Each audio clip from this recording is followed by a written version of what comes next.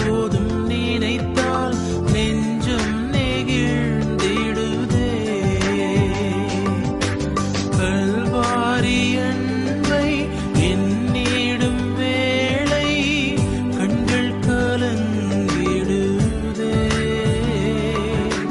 கர்த்தாவும் பாடுகள் இப்போதும் நினைத்தால் நெஞ்சம் நெகிழ்ந்திடுதே. ஆண்டவராக இயேசு கிறிஸ்துவின் நாமத்தில் கல்வாரி நேச முடியுங்கள் சார்பாக உங்கள் அனைவருக்கும் அறுவடை திருநாள் வாழ்த்துக்களை தெரிவித்துக் கொள்கிறேன். ஏனென்றால் கடந்த இந்த வாரம் முழுவதும் பொங்கல் திருநாளாகவும் மாட்டுப் பொங்கல் திருநாளாகவும் காணும் பொங்கலாகவும் அநேகர் ஆசிரித்தார்கள். என்ன நாம் கிறிஸ்துவர்கள் கூட அதை ஆசிரிக்கலாமா என்று பல்வேறு கோணங்களில் பல்வேறு கருத்துக்களை சொல்லிக் கொண்டிருக்கிறார்கள். ஆனால் நம் வேதாகமத்தில் நாம் பார்த்தால் தேவன் முதலாவது மனிதனை படைத்த பின்பு அவனை மண்ணை பண்படுத்துவதுதான் அனுப்பினார். ஆகையால் முதலாவது தேவன் தேர்ந்தெடுத்த தொழில் என்னென்றால் விவசாயம்தான், உழவு தொழில்தான். ஆகையால் தான் நம்முடைய புலவர்கள் கூட உழவுக்கும் தொழிலுக்கும் வந்தனை செய்வோம், மீனில் உண்டு கண்டிப்போரை நிந்தனை செய்வோம் என்று கூறுகிறார்கள். ஆகையால் நாம் இந்த அறுவடை திருநாளை மற்றவர்கள் ஆசரிக்கிறார்களோ என்னவோ நாம் தேவனுக்கு அநேக காரியங்களை குறித்து நாம் நன்றி செலுத்த கடமைப்பட்டுள்ளோம். ஏனென்றால் இந்த பூமியில் விளைச்சலை உண்டாக்குகிற தேவன், நாம் உண்டு கழிப்பதற்கான எல்லா உணவு வகைகளையும் கொடுப்பது தேவன் தான். எந்தவித பச்சை கிளிகளுக்கும் வெட்டுக்கிளிகளுக்கும் பச்சை புழுக்களுக்கும் தாக்குல் ஆகலாமல், அநேக வெள்ளம் வந்து அடித்து கொண்டு போகாமல், அந்தந்த நேரத்தில் நல்ல விளைச்சலை கொடுத்து நாம் அனைவரும் புசிக்கும்படியாக தகுந்த விலைக்கு ஏற்ற விலைக்கு கிடைக்கும் பொழுதாக ஆண்டவர் தான் கிரியை செய்கிறார். ஆகையால் தேவன் முதலாவது விரும்பின தொழில் உழவு தொழில், விவசாய தொழில் தான். ஆதியாகமம் 2:15 தேவனாகிய கர்த்தர் மனுஷனை ஏதேன் தோட்டத்தில் அழைத்து கொண்டு வந்து அதை பண்படுத்தவும் காக்கவும் வைத்தார். பிரியமானவர்களே, முதலாவது தேவன் அந்த ஏதேன் தோட்டத்தை பண்படுத்தவும் காக்கவும் தான் வைத்தார். இங்கு அவர்கள் ஏதேன் தோட்டத்தில் பிதாவாகிய தேவனின் பிரசன்னத்தில் அவர்கள் இருந்த பொழுது அவர்கள் பண்படுத்தவும் அதை முளைக்கவும் அவர்கள் எந்தவித அதிக சிரமமும் எடுக்கவில்லை. ஏனென்றால் அவர்கள் போட்டதெல்லாம் முளைத்தது, பண்படுத்தின இடமெல்லாம் செழிப்பான நிலமாக இருந்தது. என்றால் தேவனுடைய பிரசன்னம் அங்கு முற்றிலும் சூழ்ந்திருந்தது. ஆனால் ஆதாமும் ஏவாளும் தேவனுடைய சத்தத்துக்கு கீழ்ப்படியாமல் அவர் பாவம் செய்தபோது ஏதேன் தோட்டத்தை விட்டு விரட்டப்பட்டார்கள். இப்பொழுது ஏதேன் தோட்டத்தை விட்டு விரட்டப்பட்ட பிறகும் ஆதாமுக்கு கொடுத்த தொழில் உழவு தொழில் தான். அவர் மனத்தை பண்படுத்துவதுதான் செய்ய வேண்டும் என்று தேவன் குறித்தார். ஆதியாகமம் 3:23 அவன் எடுக்கப்பட்ட மண்ணை பண்படுத்த தேவனாகிய கர்த்தர் அவனை ஏதேன் தோட்டத்திலிருந்து அனுப்பிவிட்டார். இப்பொழுது ஆதாம் அதிகமாக சிரமப்பட்டு தன் நெற்றி வேர்வை நிலத்தில் விழும்படியாக அதிகமான உழைத்துதான் பயிர் செய்து அவர்கள் சாப்பிட்டு பிழைக்க வேண்டியதாக இருந்தது. அங்கு முதலாவது ஏதேன் தோட்டத்தில் இருந்தது போல இந்த நிலத்திற்கு இந்த மரம் வருகிறது, இந்த கனி நன்றாக தெரிகிறது, இந்த இடத்தில் இந்த பயிர் நன்றாக விளைகிறது என்றெல்லாம் அவர்களே தங்கள் முயற்சி எடுத்து அதிகமாக சிரமப்படுத்திதான் பயிர் வகைகளை முளைக்க வேண்டியதாக இருந்தது. ஆகையால் தேவாதி தேவன் முதலாவது தேவன் மனிதனை நிலத்தை பண்படுத்துவதும் ஒரு உழைப்பாளியாக மாற்றுவதற்கு ஏற்ற ஒரு விவசாய தொழில்தான் அவர் தெரிந்து கொண்டார். பிரியமானவர்களே, நாமும் கூட இந்த காலத்தில் நாம் உழவு தொழில் செய்பவர்களுக்கு நாம் அதிகமாக ஜெபிக்க கடமைப்பட்டுள்ளோம். அநேகம் தரம் நாம் உணவை சாப்பிடும் பொழுது ஆண்டவரே இந்த உணவை கொடுத்ததுக்கு நன்றி என்று சொல்லி நாம் சாப்பிடுவோம்.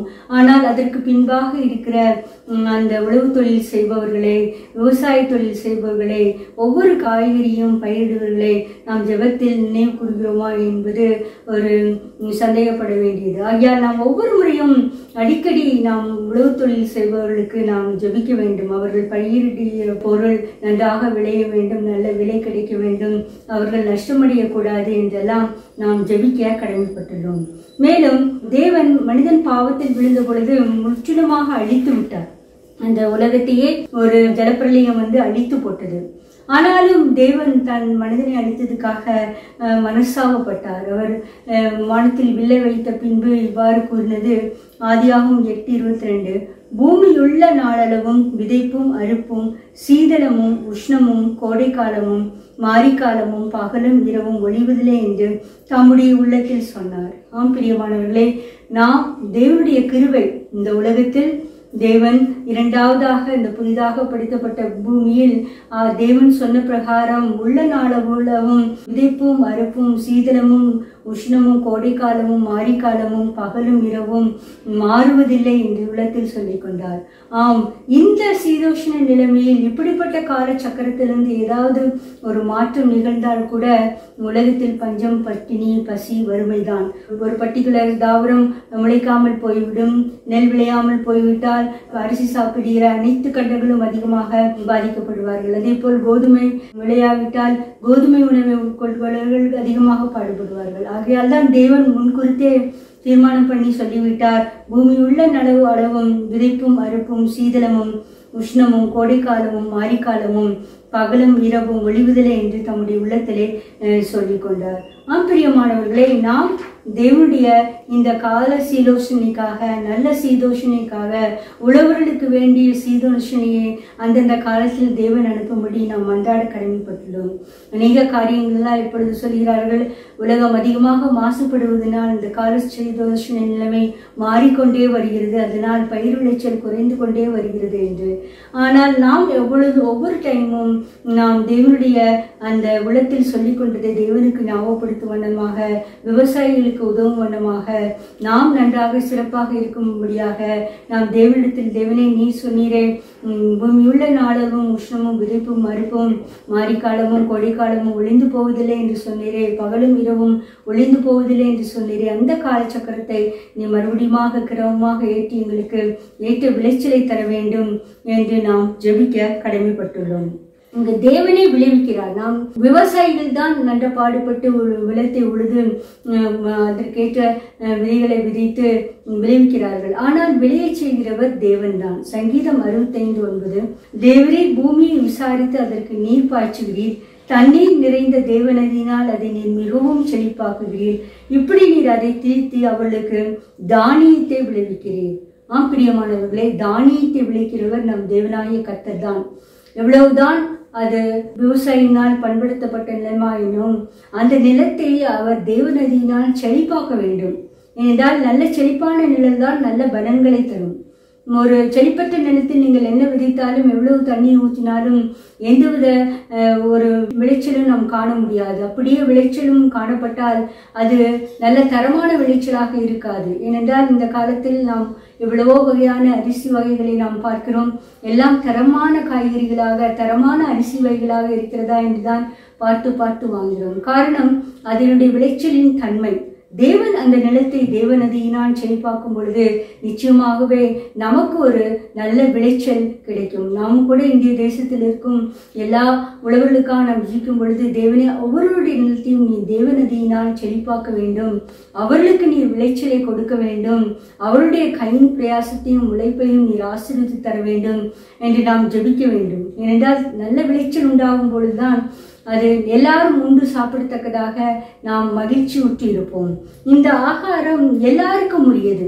பூமியில் விளையும் பலன் எல்லாருக்கும் உரியது. ராஜாக்களுக்கும் உண்டு, கீழே வறுமையில் வாடுகளுக்கும் உண்டு, ஒன்றுமில்லாத ஏழைகளும் கூட இந்த பூமியின் பலன் முக்கியமானது. பிரசங்கி 5:9, பூமியின் விளையும் பலன் யாவருக்கும் உரியது, ராஜாவும் வயலின் பலனால் ஆதரிக்கப்படுகிறான்.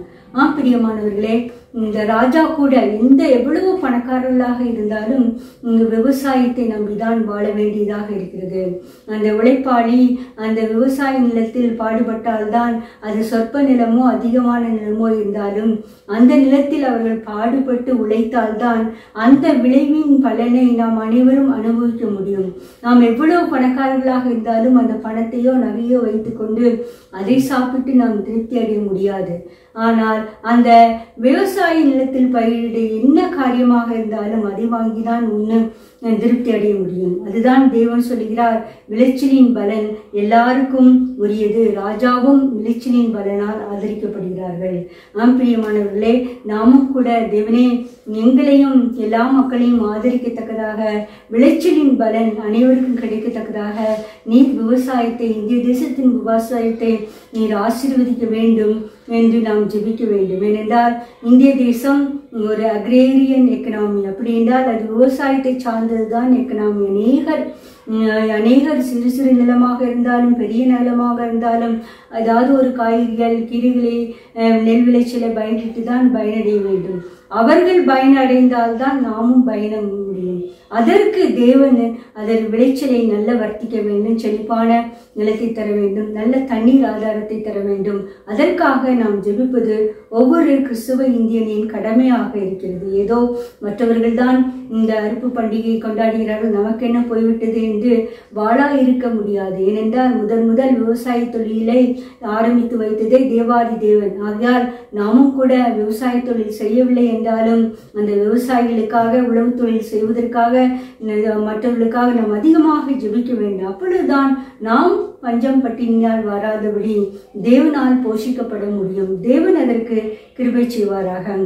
இந்த அறுப்பின் பண்டிகை அங்கு இஸ்ரவேல் ஜனங்களுக்கு தேவன் கொடுத்து வைத்தார். நீ முதல் கடிக்கும் பலனை எல்லாம் நீ என்னுடைய சமூகத்தில் கொண்டு வந்து கொடுக்க வேண்டும் என்று. யாத்திராகம் 23:16 பார்த்தீங்கன்னா, நீ வயலில் விதைத்த உன் பயிர் வேலைகளின் முதற் பலனை செலுத்துகிற அறுப்பு கால பண்டிகையும் வருஷ முடிவிலே நீ வயலில் உன் வேலைகளின் பலனை சேர்த்து தீர்ந்த போது சேர்ப்பு கால பண்டிகையும் ஆதரிப்பாயாக.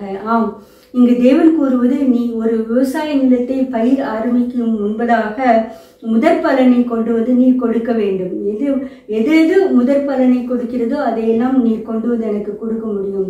வருஷம் முடிவில் அந்த விவசாயம் எல்லாம் முடிந்து விட்டது, சில காலங்கள் நிலத்தை நாம் சும்மாதான் போட்டு வைக்க வேண்டும் என்று நினைக்கும் பொழுதும் கூட எல்லாவற்றையும் சேர்த்து அறுத்த பின்பு அந்த அறுப்பு கால பண்டிகையும் தேவனுக்கு படைக்க வேண்டும். ஏனென்றால் இதன் மூலம் முக்கியப்படுத்துவதால் விளைச்சலையும் அறுப்பையும் கொடுக்கிறவர் தேவாதி தேவன் தான். தேவன் நினைத்தால் மட்டுமே ஒரு நிலத்தில் விளைச்சலை உண்டாக்க முடியும். தேவன் நினைத்தால் மட்டுமே ஒரு இடத்தில் மழை பெய்ய வைக்க முடியும். ஏனால் தேவனே சொல்கிறார், நான் ஒரு இடத்தில் மழை பெய்யவும் மற்றொரு இடத்தில் மழை பெய்யாதிருக்கும்படி செய்யவும் என்னால் முடியும் என்று சொல்கிறார். ஆகையால் தேவன் கொடுத்த விளைச்சலை நாம் தேவாதி தேவனுக்காக படைப்பதற்காக நாம் ஆயத்தப்பட வேண்டும். நம்முடைய நிலத்தில் கூட நாம் சிறு காய்கறி தோட்டம் வைத்திருந்தால் கூட அந்த விளைச்சலின் முதல் பங்கை, அது ஒரு சிறு காரியமாக இருந்தாலும் தேவாலயத்துக்கு சென்றுதான் படைக்க வேண்டும். என்ன ஒரு காய் தானே, 2 காய் தானே என்று சொல்லக்கூடாது. ஒரு முறை நாங்கள் வாடகை வீட்டில் இருந்த பொழுது நாங்கள் ஒரு சிறு வெள்ளரி விதை போட்டு ஒரு வெள்ளரி கொடி வந்தது. அந்த வெள்ளரி கொடியில் ஒரு காய் தான் படுத்திருந்தது. அம்மா சொன்னார்கள், ஒரே ஒரு காய், அதை நம்ம சர்ச்சில் கொண்டு வைத்து விடலாம் என்று சொன்னார்கள். நாங்கள் சொன்னோம், ஒரே காய் போய் எப்படி கொடுப்பது என்று சொல்லி நாங்கள் சாப்பிட்டு விட்டோம். ஆனால் அன்று பரிசுத்த ஆவியானவர் பிரசங்கத்தில் சொன்னது, நீதிமொழிகள் 3:9, உன் பொருளாலும் உன் எல்லா விளைவின் முதற் பலனாலும் கர்த்தரை கணப்பண்ணு. ஒரு சிறிய காரியமானாலும் அது தேவனுக்கு தான் முதலாவது நாம் கொடுக்க வேண்டும். அதே சத்தியத்தை தான் எங்கள் பாட்டியம்மா ஒரு வேறு சர்ச்சுக்கு போவார்கள். அந்த சர்ச்சிலையும் பரிசுத்த ஆவியானவர் அதே காரியத்தை தான் சொன்னார்கள். நாங்கள் செய்த தவறை உணர்ந்தோம். பிரியமானவர்களே, நாமும் கூட நம்முடைய வீட்டில் வளர்கிற எல்லா காய்கறிகளிலும், கனிகளிலும், பழங்களிலும் முதற்தரமான காரியத்தை, முதலாவது பழுக்கும் பழத்தை நாம் தேவனுடைய சமூகத்தில் படைத்து நாம் தேவனை நாம் ஆராதிக்க வேண்டும், அவரை வணங்க வேண்டும். அதற்கு தான் முக்கியத்துவம் கொடுக்க வேண்டும். ஏனென்றால் நிலத்தின் விளைச்சலை கொடுக்கிற தேவனுக்கு நாம் நன்றி செலுத்த கடமைப்பட்டுள்ளோம்.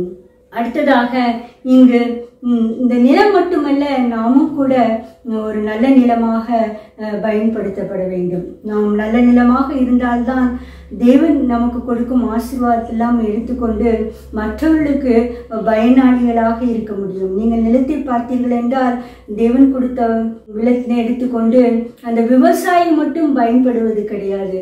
அவரை சார்ந்திருக்கிற நாமும் கூட அநேக மக்களுக்கு அந்த விவசாயின் பலத்தினால் நாம் பயன்படுகிறோம்.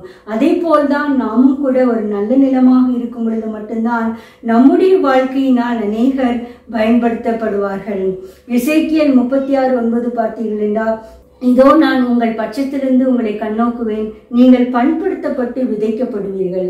பிரியமானவர்களே, தேவாதி தேவன் முதலாவது தொழில் விவசாய தொழில் மட்டுமல்ல, நம்மையே அவர் பண்படுத்தப்பட்டு விதைப்பதற்கு ஆயத்தமாக இருக்கிறார். பண்படுத்தல் என்னும்போது அந்த விவசாயி அந்த உழவு கலப்பையோ டிராக்டரையோ கொண்டு நிலத்தை உழும் பொழுது, ஆழமாக உழும் பொழுது அடியில் உள்ள எல்லா கற்கள் எல்லாம் வெளியே வந்து விடும். அந்த கற்களை எல்லாம் பொறுக்கி போட்டுவிட்டு நிலத்தை பலப்படுத்த வேண்டும். அதே போல நாமும் கூட கற்களை போன்று இருக்கிற கடினமான காரியங்கள், வேண்டாத குணங்கள் எல்லாவற்றையும் தேவன் பண்படுத்தும் பொழுது அதை வெளியே எரிந்துவிட சித்தமாக இருக்கிறார். நாம் பண்படுத்தப்படும் பொழுது விதைக்கப்படுவோம். நாமும் கூட விதைக்கப்பட வேண்டும். அந்த வசனத்தினால் விதைக்கப்படும் பொழுது நாம் 1 10 100 60 பயன்பெறத்தக்கதாக தேவன் நமக்குள் கிரியை செய்வார். நாம் அதற்கு ஆயத்தமாக இருக்க வேண்டும். தேவனே, என்னை பண்படுத்த வேண்டாம், என்னுடைய வேண்டாத குணங்களை எல்லாம் நீக்க வேண்டாம், நான் இப்படி இருந்து விட்டு போகிறேன் என்றால் நாம் ஒரு தரிசு நிலமாக கருதப்படுவோம். தரிசு நிலம் என்றால் அது ஒரு முடிவு என்பது ஒரு சுட்டரிக்கப்படுவதுதான் அது முடிவு.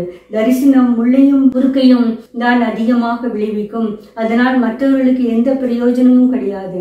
நம்மால் மற்றவர்கள் ஆசீர்வதிக்கப்படாமல் இருக்கும் பொழுது நாமும் கூட ஒரு தரிசு நிலம்தான். அது முள்ளையும் குறுக்கையும் முளைப்பிக்கிற நிலம்தான். அத்தகைய ஒரு நிலத்திற்கு ஒரு தண்டனை தான் கிடைக்கும், அது சுட்டரிக்கப்படுவது. அப்படிப்பட்ட ஒரு நிலைக்கு நாம் ஆளாவதபடி தேவனே என்னை பண்படுத்தி என்னை விதைக்கும், நான் அநேகருக்கு பயன்பெறும் நிலமாக மாற வேண்டும் என்று நாம் ஜெபிக்க வேண்டும். அடுத்ததாக நாம் நீதியையும் தயவையும் அறுக்க வேண்டும். ஓசியா 10:12 நீங்கள் நீதிக்கென்று விதை விதியுங்கள், தயவுக்கத்ததாய் அறுப்பு அருங்கள், உங்கள் தரிசு நிலத்தை பண்படுத்துங்கள். கர்த்தர் வந்து உங்கள் மேல் நீதியை வருஷிக்க பண்ணும் பொருட்டும் அவரை தேட காலமாக இருக்கிறது. நாம் பண்படுத்தப்பட்ட விதைக்கப்படுவீர்கள் என்று தேவன் சொல்லும் பொழுது என்ன விதை விதைப்பார்? நமக்குள் ஒரு நீதி என்னும் விதையை விதைப்பார். நாம் நீதி என்னும் விதையை விதைக்கும் பொழுது மட்டும்தான் நாம் நீதிக்கென்று பலன் தருகிற மக்களாக, அநியாயத்துக்கு ஒத்து போகாத மக்களாக, எப்பொழுதும் நீதியை மட்டுமே சார்ந்திருக்கிற மக்களாக நாம் மாற்றப்படுவோம். இந்த உலகம் பார்த்தீர்கள் என்றால் அநியாயக்காரன் கையில் விடப்பட்டிருக்கிறது. எதை செய்தாலும் ஒரு அநியாயக்காரங்கள் தான் வளர்த்து கொண்டிருக்கிற மாதிரி தெரிகிறது. ஆனால் நாம் தேவன் நம்மை பண்படுத்தி விதைக்கும் பொழுது, அது நீதிக்கென்று விதைக்கும் பொழுது நிச்சயமாகவே நாம் ஒரு தைரியமாக நீதிக்காக நிற்போம். எல்லாவித அநியாயத்துக்கும் தோல் கொடுக்காமல் எதிர்த்து நிற்கிற மக்களாக நாம் மாறப்படுவோம். தயவுக்கத்ததாய் அறுப்பு அருங்கள். நீதிக்கென்று விதைக்கும் பொழுது அந்த அறுப்பு தயவு என்று நற்குணங்கள் கிடைந்த ஒரு நிலமாக மாறிவிடும். கர்த்தர் உங்கள் மேல் நம்மேல் நீதியை வருஷிப்பு பண்ணும் காலம் மட்டும் அவரை தேட காலமாக இருக்கிறது. நாம் விதைத்த பின்பு உடனே அடுத்த நாளே ஒரு அறுவடை நம்மளுக்கு கிடைக்காது. அது முளைத்து, அது கதிர் விட்டு, காய் பிடித்து, அது முற்றி, அப்பொழுதுதான் ஒரு அறுவடை காலம் இருக்கும். அதற்கு ஏறத்தாழ ஒரு 3 மாதமோ 6 மாதமோ இல்லை 9 மாதமோ கூட ஆகலாம், 1 வருஷம் கூட ஆகலாம். ஒவ்வொன்றுக்கும் மரங்கள் எல்லாம் வைத்தீர்கள் என்றால் ஒரு சில வருஷங்கள் நாம் காத்திருக்க வேண்டும். ஆகையால் அறுப்புக்கு ஒத்ததாக நாம் விதைக்க வேண்டும், நாம் காத்திருக்க வேண்டும். தேவனுடைய பாதத்தில் தேவனே எனக்கு நீதியை வருஷிக்க பண்ண வேண்டும் என்று ஒவ்வொரு நாளும் காத்திருக்க வேண்டும். இந்த விதைக்கிறவன் தன் விதையை விதைத்த பின்பு பொறுமையாக காத்திருப்பார். அவருக்கு தெரியும் இத்தனை காலங்கள் ஆன பின்புதான் இதில் நாம் அறுக்க முடியும், இதன் பலனை அனுபவிக்க முடியும், இதனை நாம் பலனை எடுக்க முடியும் என்று. அந்த நாள் மட்டும் தேவனை பிரார்த்தித்துக் கொண்டு தேவனை நல்ல விளைச்சலை தர வேண்டும் என்று பிரார்த்தித்துக் கொண்டு இருப்பார். நாமும் கூட நம்முடைய உள்ளத்தை நாம் தேவன் பண்படுத்தி விதைக்கும் பொழுது, தேவனே எனக்கு நீதி கொத்ததாக பலன் கிடைக்கத்தக்கதாக நான் காத்திருக்கிறேன், உம்முடைய கண்கள் என் மேல் இருக்கட்டும் என்று சொல்லி நாம் நீதியின் பலன் கிடைக்கும் மட்டும் தேவனை நோக்கி நாம் பார்த்து கொண்டிருக்க கடமைப்பட்டுள்ளோம். ஆகையால் இதை கேட்டுக்கொண்டிருக்கிற பிரியமானவர்களே, நீங்கள் பண்படுத்தப்பட்டு நீதிக்கென்று விதைவிதிக்கப்பட்டு இருக்கிறீர்களா? எதற்கெடுத்தாலும் நீதியில் பிரியப்படுகிற தேவன மக்களாக இருக்கிறீர்களா? அநீதியில் அநியாயத்தில் பிரியப்படாமல் நீதி, நேர்மை, உண்மை, சத்தியம் ஆகியவற்றை சார்ந்து நிற்கிறீர்களா என்று நாம் ஆராய்ச்சி செய்வோம். அப்படித்தான் அது ஒரு நல்ல நிலமாக தேவனுடைய பார்வையில் காணப்படுகிறது. அடுத்ததாக நாம் தேவன் விதைக்கிறவனுக்கு விதையும் நீதியின் விளைச்சலை பெருக செய்கிறவர். எந்த காரியமானாலும் ஒரு விளைச்சலில் ஒரு பெருக்கம் காணப்பட வேண்டும். எல்லாரும் நினைப்பார்கள், நான் இப்பொழுது ஒரு 100 விதை நான் விதைத்திருக்கிறேன், இது ஒரு 1000 விதையாக கொடுத்தால்தான் மற்றவர்களுக்கும் எனக்கும் பயன்பட வேண்டும். அது விதை தானியத்துக்கும் எடுத்து வைப்பார்கள், அவர்களுடைய சொந்த உபயோகத்துக்கும் எடுத்து வைப்பார்கள், மற்றவைதான் அது வியாபாரத்துக்கு அனுப்பப்படும். ஆகையால் தேவன் தான் அந்த விளைச்சலை பெருக பண்ணுகிற தேவன். 2 கொரிந்தியர் 9:10 விதைக்கிறவனுக்கு விதையையும் புசிக்கிறதுக்கு ஆகாரத்தையும் அளிக்கிறவர் உங்களுக்கு விதையை அளித்து அதை பெருக பண்ணி உங்கள் நீதியின் விளைச்சலை வர்த்திக்க செய்வார். பிரியமானவர்களை, விதைக்கிறவனுக்கு விதையை கொடுக்க வேண்டும். நீங்கள் அதிகமாக பார்த்தீர்கள் என்றால் அதிகமான மழை வெள்ளம் வரும்பொழுது விளைச்சல் எல்லாம் அடித்து கொண்டு போகும்போது விதைத்தானியம் கூட இல்லாமல் அதை கஷ்டப்படுவார்கள். ஆகையால் தேவன்தான் அந்த விதைத்தானியத்தையும் அளிக்கிறவர். விதைக்கிறவனுக்கு விதையும் புசிக்கிறவனுக்கு ஆகாரத்தையும் கொடுக்கிற தேவன் நம்முடைய நீதியின் விளைச்சலை பெருக செய்வார். நாம் நீதிக்காக விதிக்கப்படும் பொழுது, நாம் பலன் தரும் பொழுது நிச்சயமாகவே நம்மை சார்ந்து அநேக மக்களுக்கும் நான் நீதி செய்கிற மக்களாக நாம் காணப்படுவோம். அநியாயம் செய்யக்கூடாது. எந்த வேலையில் இருந்தாலும் நாம் கொடுத்தப்பட்ட உத்தியோகத்தை நாம் அதிகமாக கண்ணும் கருத்துமாக காத்து எத்தனை பேருக்கு உதவ முடியுமோ அந்த அளவுக்கு நாம் நீதி செய்ய வேண்டும். அதுதான் நீதியின் விளைச்சலை பெருக பண்ணுகிற தேவன்.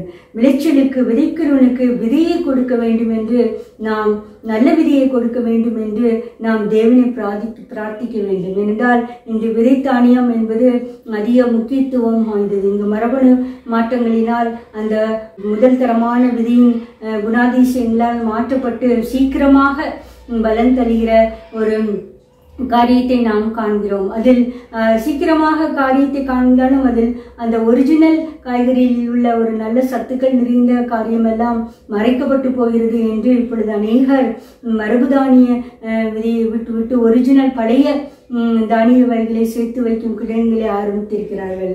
பிரியமானவர்களே, நாம் பழைய காலத்து மனிதர்களை பார்த்தீர்கள் என்றால் அவர்கள் நல்ல விதையை விதித்து நல்ல தானியத்தை நல்ல ஒரு இயற்கை உரைத்து போட்டதனால் எந்தவித நோய் நொடியும் வராமல் அதிக நாள் உயிர் வாழ்ந்தார்கள். இப்பொழுது பார்த்தீர்கள் என்றால் அதிகமான ரசாயன உரத்தை பயன்படுத்தி மற்றவர்களுக்கு அதிக கேன்சர் இன்னும் அநேக காரியங்கள் இந்த சாப்பிடுகிற ஆகாரத்தினால் வருகிறது. ஆகையால் தேவன் நமக்கு மட்டுமல்ல இந்த விவசாயிகளுக்கு நல்ல முதல் தரமான விதை கிடைக்கப்பட வேண்டும். அப்பொழுதுதான் நல்ல விளைச்சல் தேவன் கொடுக்க முடியும். அதனால்தான் மற்றவர்கள் நோய் நொடி இல்லாமல் அதை சாப்பிட்டு நல்லபடியாக வாழ வேண்டும் என்று நாம் தேவனை பிரார்த்திக்க கடமைப்பட்டுள்ளோம். ஆகையால் தான் இந்த வசனம் சொல்கிறது, விதைக்கிறவனுக்கு நான் விதையையும் புசிக்கிறதுக்கு ஆகாரத்தையும் அளிக்கிறவர் உங்களுக்கு விதையை அளித்து அதை பெருக பண்ணி உங்கள் நீதியின் விளைச்சலை வர்த்திக்க செய்வாராம். விதையை அளிக்கிற தேவன் மட்டுமல்ல, அதை பெருக பண்ணுகிற தேவனுமாக இருக்கிறார். நம் தேவன் விவசாயத்தில் இவ்வளவு கண்ணும் கருத்துமாக இருக்கிறார். நம் ஆண்டவராக இயேசு கிறிஸ்து கூட இந்த உலகத்தில் இருந்த பொழுது ஒரு நிலத்தை பற்றி தான் ஒரு உவமையை கூறுகிறார். மத்தேயு 34:24 முதல் 30 வரை நீங்கள் பார்த்தீர்கள் என்றால் பரலோக ராஜ்யம் நல்ல விதையை விதைத்த மனுஷனுக்கு ஒப்பாய் இருக்கிறது. பரலோக ராஜ்யமே ஒரு நல்ல விதையை விதைத்த மனுஷனுக்கு ஒப்பாய்தான் இருக்கிறது. ஆனால் அந்த மனுஷன் நல்ல விதையை வைக்கும் பொழுது அவன் அயர்ந்திருக்கும் பொழுது சத்துரு வந்து களையையும் விதைத்து போயிட்டு விட்டான். அந்த நல்ல விதையோடு நல்ல பயிரோடு களையும் வளர்ந்தது. அப்போது வேலைக்காரர்கள் வந்து இது என்ன காரியம், நாம் நல்ல விதையை தானே விதைத்தோம், களை எப்படி வளர்ந்துள்ளது, அதை பிடுங்கி போட சித்தமா? அப்பொழுது அந்த வீட்டெஜமான் சொல்கிறான், வேண்டாம், இது சத்துரு செய்த காரியம். நீங்கள் களையை பிடுங்கும் போது நல்ல தானியத்தையும் பிடுங்கி விடுவீர்கள். ஆகையால் அறுப்பு மட்டும் இது வளரட்டும் என்று கூறினான். அறுப்பு காலம் வந்த பொழுது அந்த வீட்டு எஜமான், முதலாவது நீங்கள் களையெல்லாம் பிடுங்கி சுட்டரித்து போடுங்கள், நல்ல தானியத்தை எடுத்து போரடித்து தானிய கடையில் சேருங்கள் என்று கூறினார். இதற்கு ஆண்டவராக இயேசு கிறிஸ்து கொடுத்த விளக்கம் என்றால், நல்ல விதையை விதைக்கிறவர் மனுஷகுமாரன், நிலம் என்பது உலகம், நல்ல விதை ராஜ்யத்தின் புத்திரர், அந்த களைகள் வந்து பொல்லாங்கலின் புத்திரர். பொல்லாங்கை விதைக்கிறவர், களைகளை விதைக்கிறவர் பிசாசு. நாம் அறுப்பு மட்டும் காத்திருக்கும் பொழுது தேவதூதர் தான் அதை அறுக்கப்படுவார்கள். நாம் நல்ல நிலம் விதைக்கப்பட்ட ராஜ்யத்தின் புத்திரராக இருக்கும்போது நாம் தேவனுடைய சன்னிதானத்தில் சேர்க்கப்படுவோம். நாம் களையை விதித்து போன பிசாசின் மக்களாக இருக்கும் பொழுது சுட்டரிக்கப்படுவதே அதன் முடிவு. பிரியமானவர்கள், நாம் சிந்திக்க கடமைப்பட்டுள்ளோம். நாம் நல்ல விதையாக இருக்கிறோமா? நல்ல கனித்தர மரமாக, நல்ல பயிர் விளைச்சலை கொடுக்கிற மக்களாக, மற்றவர்களுக்கு உபயோகப்படுகிற மக்களாக இந்த சமுதாயத்தில் நாம் வாழ்ந்து கொண்டிருக்கிறோமா என்று நாம் சிந்திக்கப்பட கடமைப்பட்டுள்ளோம். களை என்பது அதிக செழிப்பாக காணப்படும். ஒரு காலத்தில் சாதாரண தானியத்தை விட களை தானியம் அதிக செழிப்பாக எல்லா உரங்களையும் எடுத்துக்கொண்டு வேகமாக வளரும். அதனால் எந்த பிரயோஜனமும் கிடையாது, எந்த விளைச்சலும் கொடுக்காது. அது பிடுங்கி போடுறதுக்கு தான் மற்ற எல்லாரும் பிரியப்படுவோம். நாம் களை செடியை போல எதற்கும் பயன் தராத மக்களை போல மிகவும் செழிப்பான வாழ்க்கை உலகத்துக்கு முன்பாக வாழ்ந்து காட்டுவதில் எந்த பிரயோஜனமும் இல்லை. ஆண்டவராக இயேசு கிறிஸ்துவே கூறுகிறார், நல்ல விதையை விதைக்கிறவர் மனுஷகுமாரன். பரலோக ராஜ்யத்துக்கு ஒப்பானவர்கள் மட்டும்தான் நல்ல விதையை விதைக்கப்பட்ட மக்களாக காணப்படுவார்கள். நாம் ஒவ்வொரு நாளும் ஆராய வேண்டும். ஆண்டவரே, என்னுடைய இருதயம் பண்படுத்தப்பட்ட நிலமாக இருக்கிறதா? நீர் நல்ல விதையை விதைத்திருக்கிறீரா? நீதிக்கென்று எனக்கு ஒரு விதையை விதைத்திருக்கிறீரா? நான் பலன் தருகிறேனா என்று நாம் ஆராய கடமைப்பட்டுள்ளோம். அப்படி ஒவ்வொரு நாளிலும் நாம் ஆராயப்படும் பொழுது நிச்சயமாகவே நாம் ராஜ்யத்தின் புத்திரராக சேர்க்கப்படுவோம். இதை நாம் மறந்துவிடக்கூடாது. ஆகையால் நாம் தேவன் சொல்கிறார், ஓசியா 6:11, யூதாவே உனக்கு ஒரு அறுப்பு காலம் நியமிக்கப்பட்டிருக்கிறது. ஐயால் நாம் விரும்புகிறோமோ விரும்பவில்லையோ நாம் அனைவருக்கும் ஒரு அறுப்பு காலத்தை தேவன் ஆயத்தப்படுத்தி வைத்திருக்கிறார். நாம் அறுப்புண்டு போய் களைகளாக இருக்கிறோமா அல்லது கற்கப்பட்டு களஞ்சியத்தில் சேர்க்கப்படுகிற கோதுமை மணிகளாக இருக்கிறோமா என்று நாம் தினமும் நம்மை ஆராய்ந்து நாம் தெளிவுபடுத்திக் கொள்ள வேண்டும். அப்பொழுதுதான் நாம் பரலோக ராஜ்யத்தை சுதந்திரித்து கொள்ள வேண்டும். கலாத்தியர் 6ஆம் அதிகாரத்தில் நீங்கள் 6:7 பார்த்தீர்கள் என்றால், மோசம் போகாதிருங்கள், தேவன் நம்மை பரியாசம் பண்ண விட்டார். மனுஷன் எதை விதைக்கிறானோ அதையே அறுப்பான். நாம் பிரியமானவர்களே, நாம் நீதிக்கென்று விதைத்தால் நாம் நீதிக்கேற்ற பலனை அடைவோம். நாம் நன்மையை விதைத்தால் நாம் நன்மையான பலனை அடைப்போம். நாம் ஒரு காலம் தீமையை விதைக்கிற மனுஷியாக இருக்கக்கூடாது. மற்றவர்களுக்கு விரோதமாக எழும்புகிற காரியங்களை செய்யவே கூடாது. கலாத்தியர் 6:8 பார்த்தீர்கள் என்றால், தன் மாம்சத்துக்கென்று விதைக்கிறவன் மாம்சத்தினால் அழிவை அறுப்பான், ஆவிக்கென்று விதைக்கிறவன் ஆவியினாலே நித்திய ஜீவனை அறுப்பான். நாம் ஆவிக்கேற்ற பலனை விதிக்கத்தக்கதாக, நற்கனிகளை விதிக்கத்தக்கதாக நாம் நற்கனி கொண்ட மரமாக இருக்க வேண்டும். நாம் மாம்சத்தின்படி நாம் தீமையை விதைத்தால், பரியாசத்தை விதைத்தால், நாம் வேண்டாத காரியங்களை விதைத்தால் நாம் அதை அறுப்பதும் ஒரு வேண்டாத காரியங்கள் தான். செத்தையில் போடுகிற, எரிந்து போடுகிற செத்தையில் போடுகிற காரியங்களை தான் அறுக்கிறவர்களாக இருப்போம். ஆனால் நாம் நீதிக்கென்று ஆவிக்கேற்றபடி விதைத்தால் நாம் நித்திய ஜீவனை அறுப்போம். நாம் நித்திய ஜீவனை அறுக்கிற மக்களாக நாம் காணப்பட வேண்டும். கடைசியில் கலாத்தியர் 6:9, நன்மை செய்வதில் சோர்ந்து போகாமல் இருப்போமாக, நாம் தளர்ந்து போகாதிருந்தால் ஏற்ற காலத்தில் அறுப்போம். பிரியமானவர்களே, நாம் நன்மை செய்தில் சோர்ந்து போகவே கூடாது. நீதியை விதைப்பதில் சோர்ந்து போகவே கூடாது. நம்மை தேவன் விதைக்கத்தக்கதாக பண்படுத்தும் போது அதில் நாம் சோர்ந்து போகவே கூடாது. நாம் நல்ல நிலைச்சல் தர மக்களாக நாம் மாறி போக வேண்டும். நாம் நீதிக்கென்று விதைக்க வேண்டும், நன்மையான காரியங்களை விதைக்க வேண்டும், ஆவிக்கேற்றபடி காரியங்களை விதைக்க வேண்டும். அப்பொழுதுதான் நாம் தேவராஜ்யத்தின் புத்திரர்களாக காணப்படுவோம். ஐயால் இந்த பொங்கல் திருநாளையும் மாட்டு பொங்கல் திருநாளையும் நினைவு கூர்ந்து கழிவுகள் நாம் அவர்களுக்காகவும் மாடுகளுக்காகவும் நாம் நன்றாக ஜெபித்து தேவன் விளைச்செய்கிற தேவனுக்கு நன்றி கூறி, தேவன் ஏற்ற காலத்தில் மழையையும் வெயிலையும் உஷ்ண காலத்து பனியும் கொடுக்கத்தக்கதாக ஆண்டவருக்கு நன்மை செய்து ஏற்ற காலத்தில் நல்ல விளைச்சலை தரத்தக்கதாக நாம் ஜெபிக்க கடமைப்பட்டுள்ளோம். நாம் கூட நல்ல நிலமாக மற்றவர்களுக்கு பயன் தர ஆண்டவர் கிருபை செய்வாராக. ஜெபம்.